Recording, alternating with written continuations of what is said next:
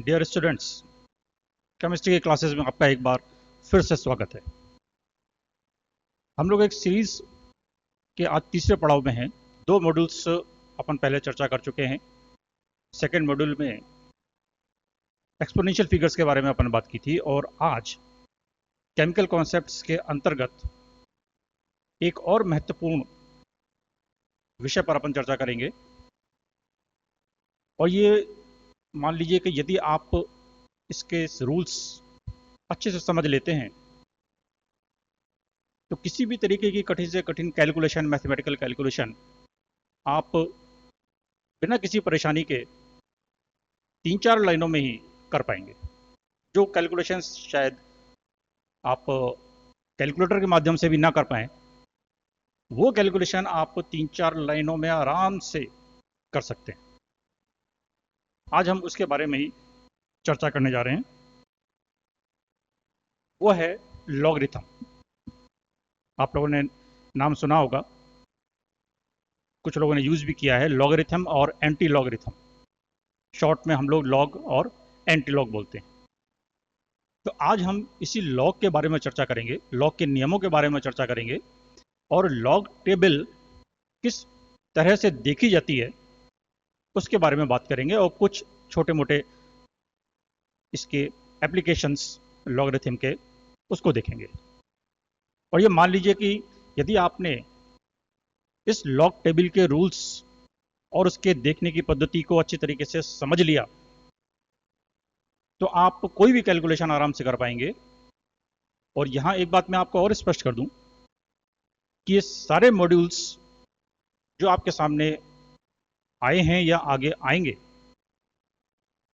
इनमें आपको जो भी जानकारी दी जाएगी वो इस तरीके से है कि आपको उसको टू द पॉइंट समझना है और उसको अच्छे से अपने दिमाग में बैठा लेना है, क्योंकि ये सारी चीज़ें सिर्फ आपके यूजी लेवल में ही काम नहीं आएंगी, खाली एग्जामिनेशन क्लियर करने के काम ही नहीं आएंगी, बल्कि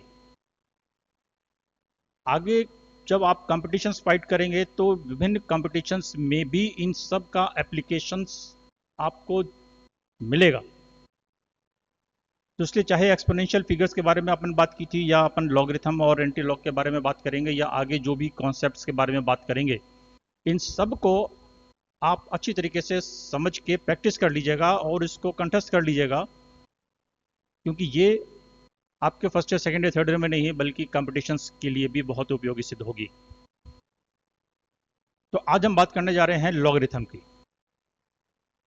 लॉगरिथम क्या है? ये सारे मॉड्यूल्स आप क्रम से अगर देखेंगे तो आप अच्छी तरीके से फॉलो कर पाएंगे। सेकेंड मॉड्यूल में हमने एक फिगर लिखी थी जहां एक्सपोनेंशियल फिगर्स के बारे में बात की थी कि 2 टू द पावर 3 बराबर 8, 2 टू द पावर 3 इक्वल्स 8। ये फिगर अपन ने वहां लिखी थी।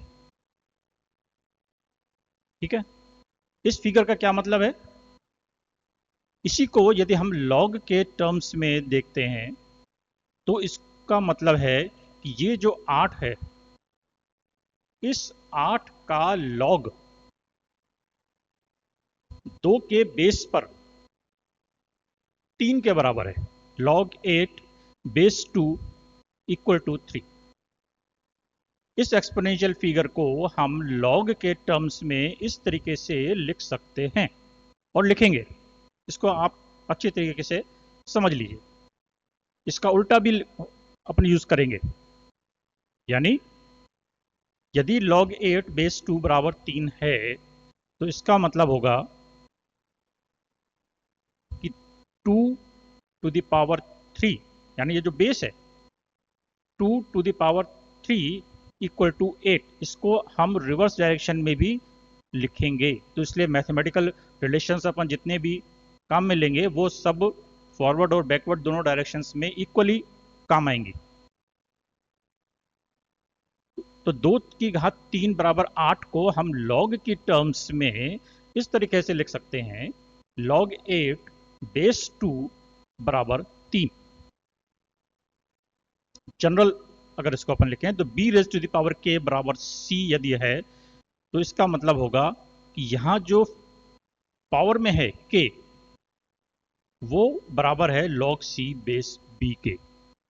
तो इस चीज को अपने दिमाग में अच्छे से बैठा लीजिए कि ये log का मतलब क्या है।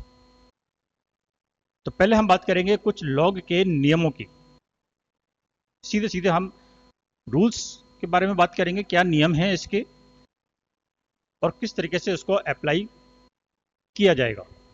ये नियम कहाँ से आए, कैसे आए, उसकी अपने को चर्चा नहीं करनी है, यानी मैथमेटिक्स नहीं पढ़नी है। अपने को सिर्फ उसके आउटकम्स, उसके रिजल्ट्स अपने को याद रखने हैं और उसको किस तरीके से अप्लाई होंगे वो उसको ध्यान में रखना है। तो यदि दो नंबर m और n इनका मल्टीप्लिकेशन है, यानी m इंटू एन, और इसका अपने को log निकालना है, तो ये बराबर होगा log m इंटू एन बराबर log m plus log n। यहां आप देखिए बेस b है, ये बेस महत्वपूर्ण है। यहां पर जो बेस होगा वही बेस हम आगे भी लिखेंगे। ये एक्सपेंडेड फॉर्म हो गई एक तरीके से। log m इंटू एन बराबर log m base b plus log n base b। यानी जिस तरीके से आप देखिए ये यहां पर है log 5y बेस 6। इसको यदि हम एक्सपेंड फॉर्म में लिखें या एक्सपेंडेड लिखें तो 5 इंटू वाई है, डॉट लगा हुआ है बीच में, मल्टीप्लीकेशन का साइन है। तो इसका मतलब यहां होगा इस 5 का लॉग अलग निकालेंगे और y का लॉग अलग निकालेंगे और फिर दोनों को ऐड कर देंगे, यानी log 5 बेस 6 और log y बेस 6 और दोनों को ऐड कर देंगे। Got it. अब यहां पर हमने खाली m इंटू एन लिखा है, तो आप कंफ्यूज मत कीजिए। यहां पर जितने भी मल्टीप्लिकेशन में फिगर्स होंगी, चाहे 2 से ज्यादा भी हैं, 3 है, 4 है, 5 हैं, जितनी भी मल्टीप्लिकेशन में फिगर्स होंगी यहां पर उतने ही टर्म्स प्लस की आ जाएंगी।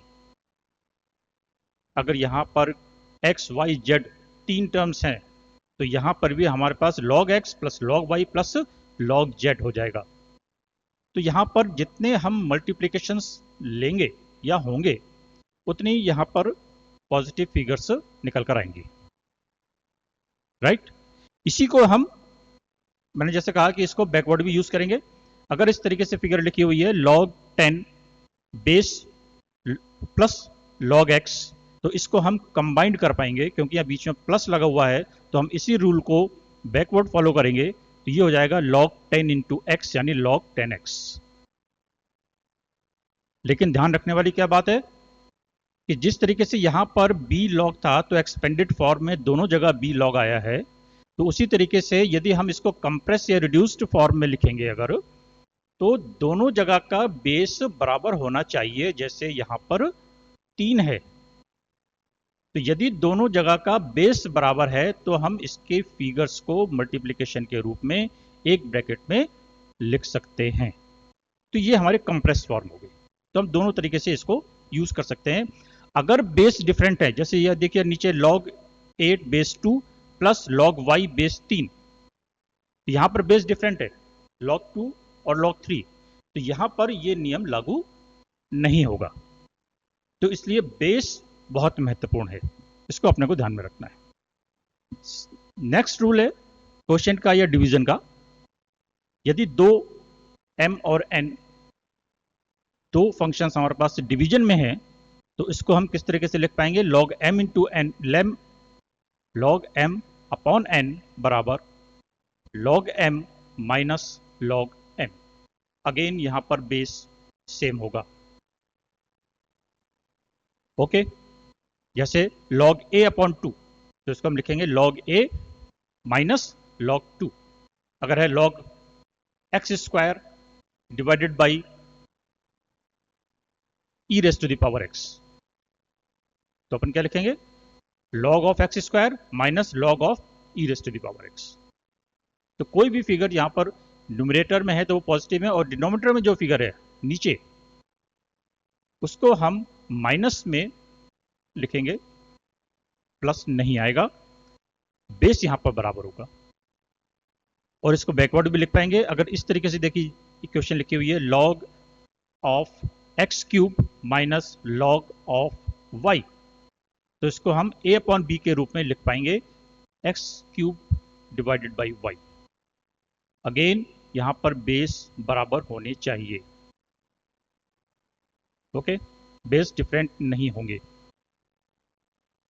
रेसिप्रोकल का एक रूल है, log 1 अपॉन एक्स बराबर माइनस log x लिखा जाता है। ये अपने को ध्यान में रखना है। सारी चीजें आपको कंटेस्ट करनी है, रटनी है, याद रखनी है, दिमाग में बैठानी है। पावर का रूल है, यदि m raise to the power p है, ठीक है, बेस b है, यदि m raise to the power p है और इसका अपने को log निकालना है, तो ये पावर को हम log के पहले लिख सकते हैं या लिखेंगे और अंदर रह जाएगा log ऑफ m। अब यहां पर ये p यानी log निकालते समय ये अपने को ध्यान में रखना है, यह पर p जो पावर में है ये चाहे प्लस है, चाहे माइनस है और चाहे फ्रैक्शंस में है। पिछले मॉड्यूल में भी अपन बात की थी। तो चाहे किसी भी तरीके की डिजिट्स है, पॉजिटिव, नेगेटिव या फ्रैक्शन, वो सारा का सारा यहां पर आएगा। अगर नेगेटिव है तो वो यहां पर नेगेटिव आ जाएगा। m raise to the power minus p है तो अपन माइनस पी ले लेंगे। p की वैल्यू अगर 3/4 है तो यहां पर 3/4 आ जाएगी। तो साइन के साथ इस पूरी फिगर को p को अपने को log के पहले लिखना है और फिर बचे हुए का log निकालना है। जैसे यहां पर log x क्यूब है तो ये 3 पहले आ जाएगा और log x अपने को निकालना है, ठीक है। उल्टा अपन इसको अगर करें, बैकवर्ड में लें, यदि लिखा हुआ है 4 log 2, तो अपन इस 4 को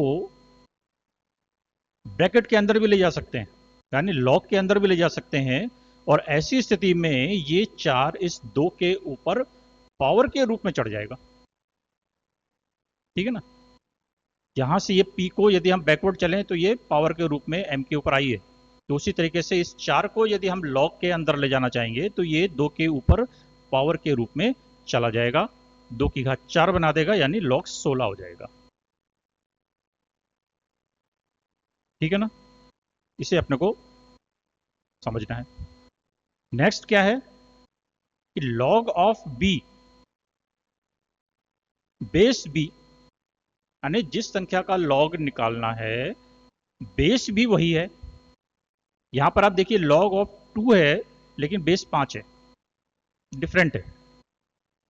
अपन बात कर रहे हैं कि यदि जिस संख्या का log निकालना है उसका बेस भी यदि वही है तो ऐसी स्थिति में उसकी वैल्यू 1 होगी, ये याद रखना है। अब वैल्यू कुछ भी हो, यानी log 2 base 2, log 5 base 5, log 7 base 7, log x base x, log m base m, यदि इस तरीके से है तो उसकी वैल्यू 1 होगी। और वापस भी इसको बैकवर्ड भी यूज करेंगे। एक यदि कहीं पर है तो उसकी जगह पर हम इस तरीके का फंक्शन लिख सकते हैं, log b बेस b। अब b की वैल्यू क्या है वो डिपेंड करेगा हमारा क्वेश्चन क्या है, यानी इसको 1 की जगह पर हम इस तरीके का फंक्शन सब्स्टिट्यूट कर सकते हैं। सेकेंड मॉड्यूल में अपन ने बात की थी b raise to the power 1 बराबर b, तो ये वहीं से निकल के आया है, log b बेस b बराबर 1, ठीक है ना। नेक्स्ट log ऑफ 1, यानी 1 का log किसी भी बेस पर 0 के बराबर है, यानी log 1 की वैल्यू 1 है, बेस चाहे कुछ भी हो, क्योंकि सेकेंड मॉड्यूल में अपन पढ़ चुके हैं b raise to the power 0 equal to 1, ये वहीं से निकल के आया है। इसी को आप जैसे मैंने बताया, इसको आप लॉग की टर्म्स में अगर लिखें तो इस तरीके से ही लिखेंगे, 0 बराबर 1 का लॉग b के बेस पर। ठीक है ना, ये जो मैंने आपको यहाँ पर बात करी थी इसी तरीके से, तो उसी चीज़ को अपन यहाँ पर फॉलो कर रहे हैं। तो ये दो चीज़ें महत्वपूर्ण है कि जिस संख्या का लॉग है बेस भी वही है तो उसकी वैल्यू 1 है, और लॉग 1 की वैल्यू 0 है, बेस कुछ भी हो सकता है। नेक्स्ट, यहां पर देखिए b बेस a है, log b बेस a है, यहां पर log a बेस b है, यानी उल्टा है। तो यदि इस तरीके की फिगर हमारे कैलकुलेशन में कहीं देखने को मिलती है या आ जाती है या अपन ले आते हैं कैलकुलेशन के टाइम पर, log a upon b, log b upon sorry log b base a into log a base b multiplication में यदि आ जाती है तो इसकी वैल्यू 1 के बराबर होगी। यानी हम दोनों फंक्शंस को हटा देंगे, रिमूव कर देंगे और उसकी जगह पर 1 लिख देंगे। ठीक है, जैसे log 5 base 2 into log 2 base 5 equal to 1। यदि कैलकुलेशन करते समय इस तरीके की कोई फिगर आ जाती है तो हम उसको हटाकर उसकी जगह पर सब्स्टिट्यूट करके 1 लिख सकते हैं। और हम कैलकुलेशंस करेंगे तो ये प्रयास करेंगे कि कुछ इसी तरीके की समीकरण बन जाए ताकि हमारी इक्वेशन से रिड्यूस हो जाएं। हल करने का हमारा मतलब क्या है कि हम रूल्स को फॉलो करते हुए अपनी केमिकल कैलकुलेशंस को रिड्यूस करते चले जाएं और उसका कोई एक हल निकालें। तो इस तरीके से ये रिड्यूस करने का ही एक रूल है कि हम कुछ इस तरीके से कैलकुलेशन करें कि ऐसी फिगर्स बन जाए तो ये दोनों फिगर से रिमूव होकर वहां पर खाली 1 आ जाएगा। नेक्स्ट है log m बेस a। यहां पर बेस a है, इसका हम बेस चेंज कर सकते हैं।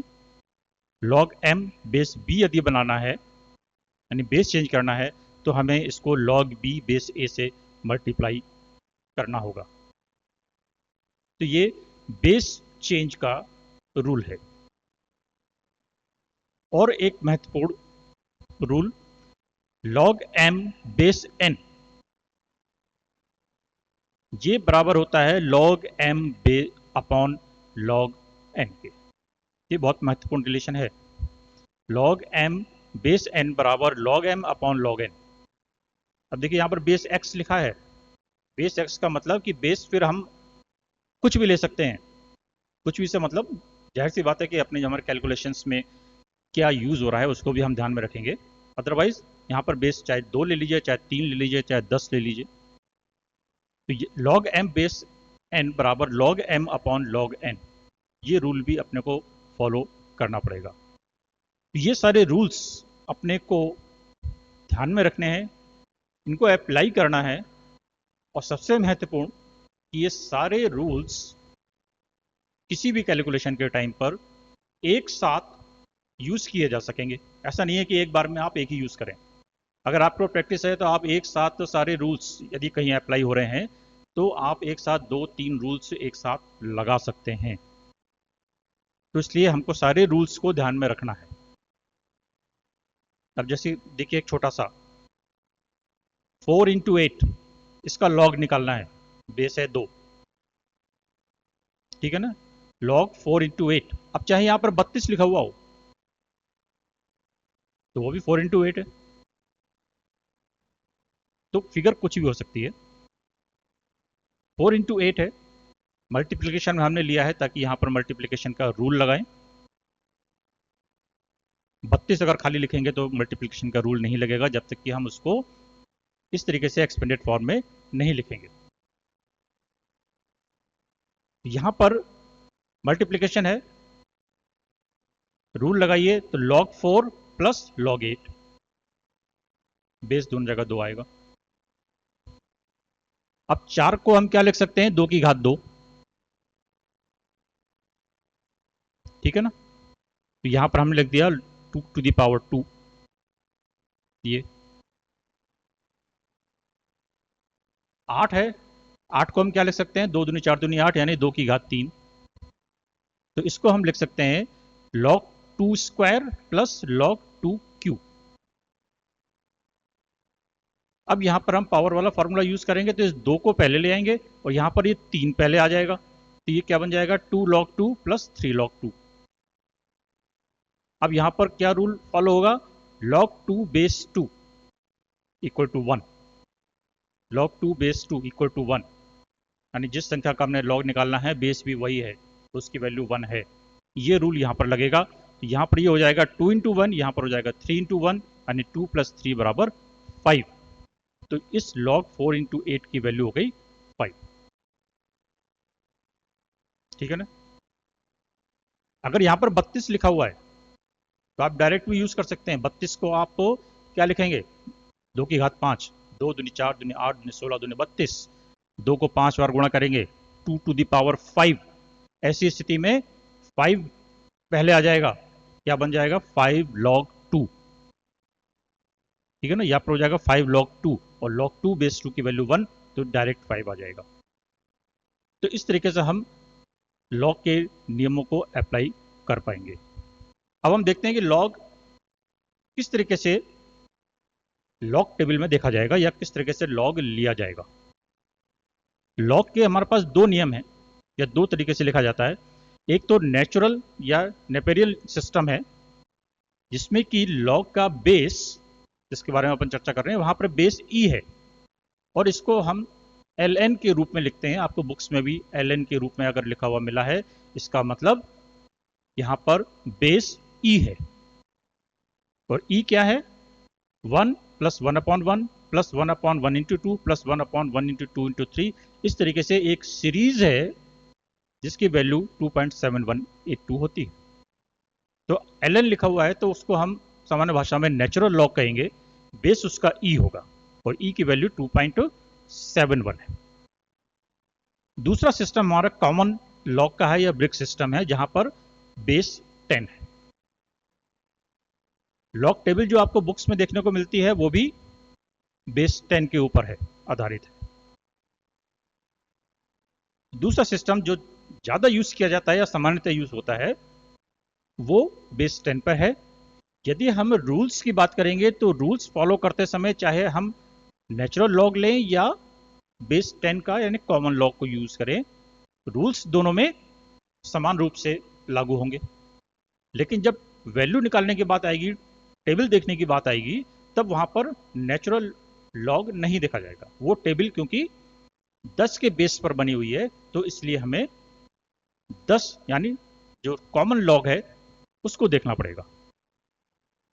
तो किसी भी संख्या का यदि हम लॉग निकालेंगे तो जाहिर सी बात है कोई ना कोई दूसरी संख्या आएगी, यानी x का अगर हम लॉग निकाल रहे हैं तो वो y आएगा। अब जिस भी संख्या का लॉग निकालना है तो आप अगर देखें तो यहां पर उसके 2 अंश निकलेंगे। ये डेसिमल लगा है, डेसिमल से पहले एक फिगर है और डेसिमल के बाद की एक फिगर है। ठीक है ना। इसी तरीके से जब हम इसकी वैल्यू निकालेंगे तब भी वो 2 हिस्सों में आएगी, एक डेसिमल से पहले की और एक डेसिमल से बाद की। तो कोई भी फिगर लिखी जाएगी तो वो 2 हिस्सों में लिखी हुई हो सकती है। इसमें डेसिमल से पहले की जो फिगर है, यानी ये वाली जो हमारी फिगर है, ये क्या कहलाएगी, कैरेक्टरिस्टिक्स या होल नंबर कहलाएगा। और जो डेसिमल से बाद की फिगर है वो मेंटिसा या डेसिमल फिगर कहलाएगी, पूर्णांश और दशमलवांश हिंदी में। तो हर संख्या के 2 भाग होंगे, तो जब हम लॉग भी निकालेंगे तो ये 2 हिस्सों में निकलकर आएगा। ठीक है। लॉग टेबल किस काम आएगी, सिर्फ ये जो डेसिमल की फिगर है, डेसिमल के बाद की फिगर है, इसकी वैल्यू निकालने के काम आएगी। तो इसलिए लॉग टेबल का यूज डेसिमल फिगर निकालने के लिए किया जाता है। ये कैरेक्टरिस्टिक या होल नंबर निकालने के लिए लॉग टेबल का यूज नहीं किया जाएगा, तो ये अपने को ध्यान में रखना है। कैरेक्टरिस्टिक यानी होल नंबर हम अलग तरीके से निकालेंगे और डेसिमल की फिगर अलग तरीके से निकालेंगे, डेसिमल की फिगर के लिए लॉग टेबल यूज की जाएगी। ये अपने को ध्यान में रखना है। और अगर नेचुरल लॉग है तो जैसे आपको बताया कि ये लॉग टेबल में नहीं देखा जा सकता, उसके लिए हमें कॉमन लॉग चाहिए। तो हमको यदि नेचुरल लॉग है तो उसे कॉमन लॉग में चेंज करना पड़ेगा और 2.303 से मल्टीप्लाई करते हैं। ये अपन जानते हैं और अपने को ध्यान में रखना है। तो यदि नेचुरल लॉग में नंबर दिया है तो उसको हम पहले 2.303 से मल्टीप्लाई करेंगे, उसको लॉग बेस 10 में कन्वर्ट करेंगे और फिर लॉग टेबल से उसका मान निकालेंगे। ये देखिए लॉग टेबल कुछ इस तरीके से है, ठीक है ना। लगभग आपके फिजिकल केमिस्ट्री की किताबों में होती है, अलग से भी बुक आती है। ये 3 हिस्सों में बटी हुई होती है। एक तो पहला कॉलम, ये 10 से शुरू होता है, 10, 11, 12, 13, 14 इस तरीके से। ये थोड़ी सी बड़ी फॉर्म में है, ठीक है। ये इसकी थोड़ा सा मैंने एक हिस्सा यहाँ पर प्रदर्शित किया है। तो 10 से लेकर यहाँ पर पहले कॉलम में, पहला कॉलम इसका पहला हिस्सा है, 10 से लेकर और 99 तक की फिगर मिलेगी, 99 तक की। इसका दूसरा हिस्सा है ये बीच का, 1 से लेके और 9 तक का, ये जो बीच का हिस्सा है ये इसका सेकंड पार्ट है। और थर्ड पार्ट ये मीन डिफरेंस का है। यहाँ पर कुछ फिगर्स लिखी हुई है, यहाँ पर भी देखिए 0 से लेकर 9 तक है, यहाँ पर 1 से लेकर 9 तक है। तो ये लॉग टेबल 3 हिस्सों में बांटी हुई मानी जा सकती है या बटी हुई होती है। ये इस तरीके से पूरी आपकी कंप्लीट टेबल है। यहाँ पर आपको बीच के हिस्से में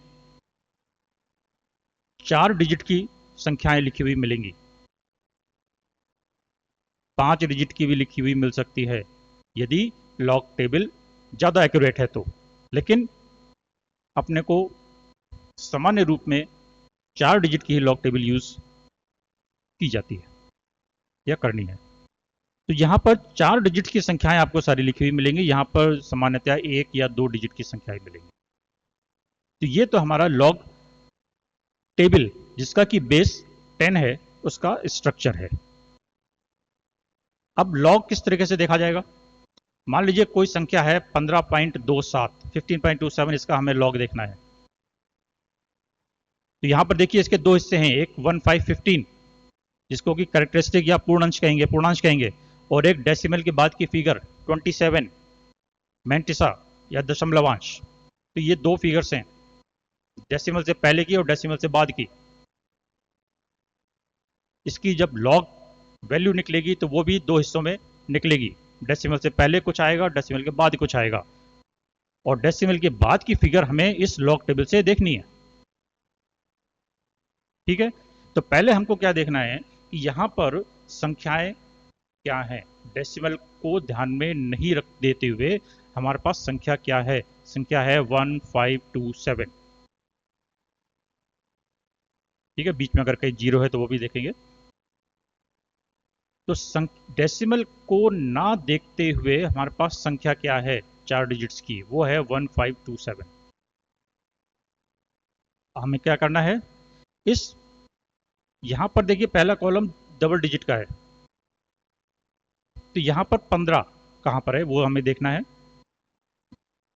तीसरा डिजिट यहां पर 2 है, तो 15 के आगे और इस 2 के नीचे फिगर कितनी है, ये लिखी हुई है 1818, ठीक है। 15 के आगे और 2 के नीचे फिगर क्या लिखी है, इसे हमें नोट करना है।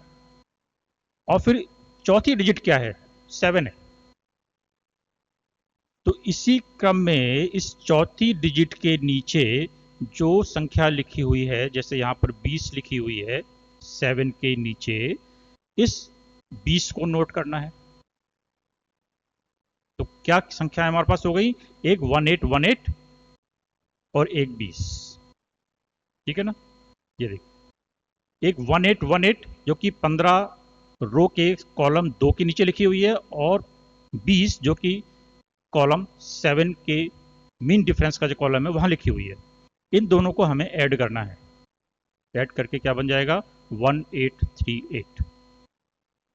तो ये 1838 ये डेसिमल फिगर या मैंटिसा होगा। ठीक है, again log table decimal figure के लिए है, तो ये हमने डेसिमल फिगर का इस तरीके से निर्धारण किया है। अब रह गई बात, ये देखिए 1818। अब रह गई बात कि पूर्णांश की या कैरेक्टरिस्टिक या डेसिमल से पहले की फिगर क्या होगी। तो यहां पर हमको देखना है कि डेसिमल से पहले की फिगर क्या है। ठीक है, 15 है, 2 डिजिट की फिगर है। तो 15 का मतलब 15 किस किस के बीच में है, 10 और 100 के बीच में है। ठीक है ना, 25 भी होगा तो वो भी 10 और 100 के बीच में होगा, 75 होगा तो वो भी 10 और 100 के बीच में होगा। तो 10 और 100 के बीच में है ये फिगर। 10 का मतलब 10 टू द पावर 1, यहाँ पर कैरेक्टरिस्टिक 1 है, और 100 का मतलब 10 की घात 2, कैरेक्टरिस्टिक 2 है। तो ये जो हमारे 15 संख्या है ये 1 और 2 के बीच में है, तो हमको पहले वाली मैट्रिक्स लेनी है, यानी लोअर लिमिट की लेनी है, अर्थात 1। तो पूर्णांश में हो जाएगा 1, और डेसिमल फिगर क्या आ जाएगी जो अपन ने यहाँ से निकाली है 1838। तो अपने पास आ जाएगा 1.1838। 1 इसका करेक्टरिस्टिक पार्ट हो गया और 1838 मैंटिसा हो गया। तो लॉग ये 10 नहीं है, 10 बेस में है। लॉग 15.27 का लॉग 10 के बेस पर 1.1838 हो गया। ठीक है, तो इस तरीके से हम लॉग की टेबल देखकर किसी भी संख्या का लॉग निकाल सकते हैं। अब ये जो यहाँ पर फिगर अपन ने निकाली है 1, इसको निकालने का ये एक तरीका है। और दूसरा जो आसान तरीका है वो क्या है कि हमें ये देखना है कि डेसिमल, जिस संख्या का लॉग निकालना है उसका डेसिमल से पहले कितनी डिजिट्स हैं। यहाँ पर एक ही डिजिट है, यहाँ पर डेसिमल से पहले 2 डिजिट हैं, यहाँ पर डेसिमल से पहले 3 डिजिट है। तो हम ये देखें कि डेसिमल से पहले नंबर ऑफ डिजिट्स कितनी है। यहाँ पर 1 है, यहाँ पर 2 है, यहाँ पर 3 है, यहाँ पर 1 है, यहाँ पर 2 है। तो नंबर ऑफ डिजिट्स डेसिमल से पहले जितनी है उसमें से एक कम कर दें।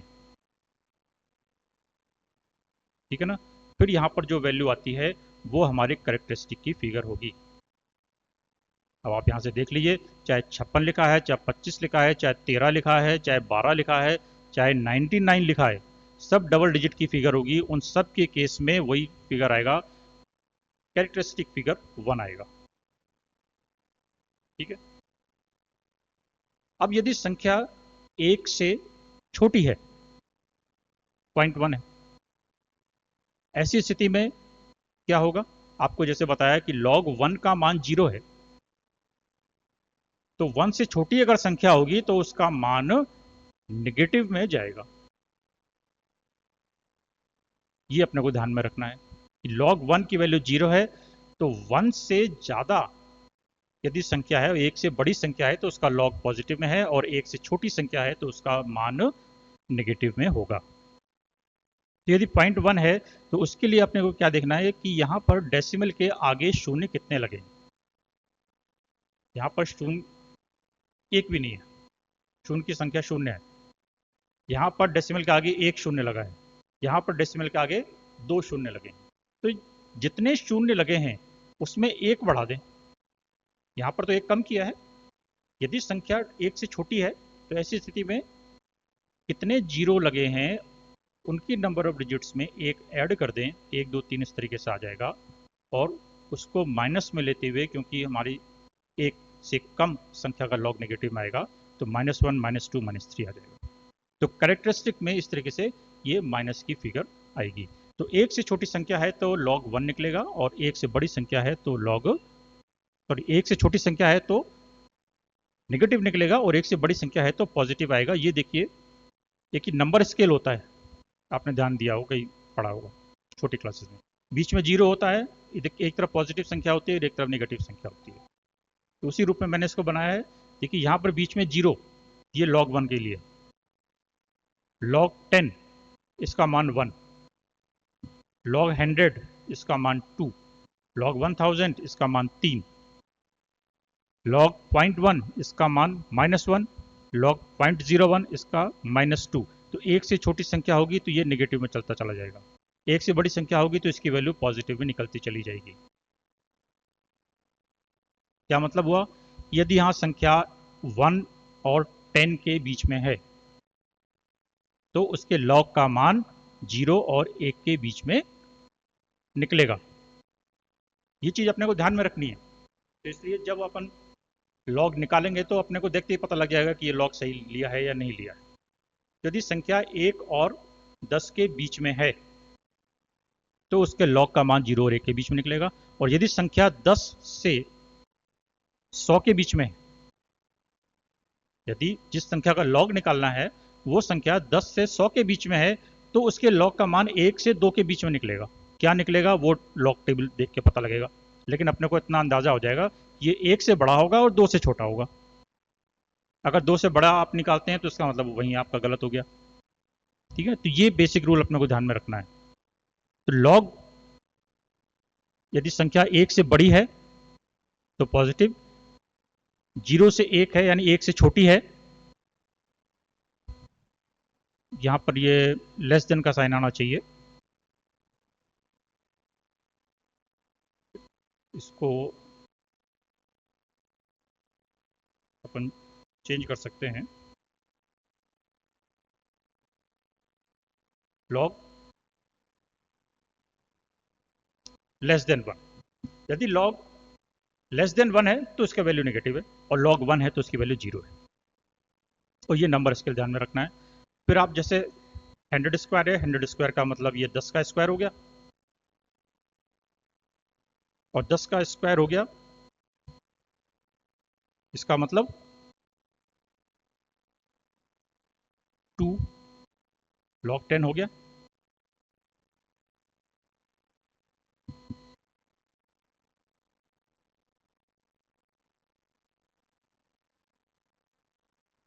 ओके, तो ये 10, 100, 1000, 0.1 अगर है तो इसकी वैल्यू -1, 0.01 है तो -2, और लॉग 2 की वैल्यू और लॉग 3 की वैल्यू अपने को ये ध्यान में रखनी है। ठीक है ना? ये कुछ चीज़ें हैं जो कि अपने को ध्यान में रखनी है।